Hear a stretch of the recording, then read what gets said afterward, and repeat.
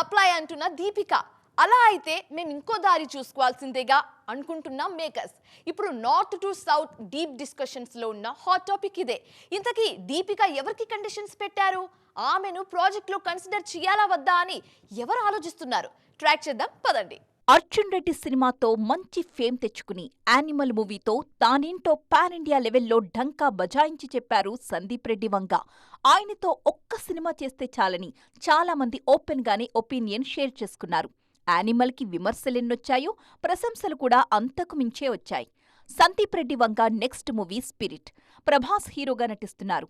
ఈ మూవీలో హీరోయిన్ గా దీపికా పడుకునేని అనుకుంటున్నారు అన్న వార్తలు వైరల్ అయ్యాయి. కల్కిలో కనిపించిన ఈ కాంబోకి చాలా మంచి పాజిటివ్ వైబ్ స్ప్రెడ్ అయింది. దాంతో తాననుకున్న యాక్షన్ హీరోయిన్ రోల్కి ఆమె పక్కాగా సరిపోతారని అనుకుంటున్నారట సందీప్. కానీ ఇప్పుడు దీపిక పెడుతున్న కండిషన్స్ విని అవాక్కవుతున్నారు మేకర్స్. 8 గంటలు మాత్రమే పనిచేస్తా, అందులోనూ 6 గంటలే యాక్టివ్గా ఉంటా, నేనడిగినంత రెమ్యూనరేషన్ ఇచ్చి తీరాల్సిందే అంటూ పెద్ద లిస్టే వినిపించారట దీప్స్. ఇన్ని కండిషన్స్తో ఆమెను తీసుకుంటే ప్రాజెక్ట్ అనుకున్నంత స్పీడ్గా ముందుకు నడవదని భావిస్తున్నారట సందీప్. పైగా కింగ్ సినిమాతో కాల్షీట్ల క్లాష్ వచ్చే ప్రమాదం కూడా కనిపిస్తోందట. వీటన్నింటినీ దృష్టిలో పెట్టుకుని స్పిరిట్కి కొత్త లేడీని అప్రోచ్ కావాలనుకుంటోందట టీం.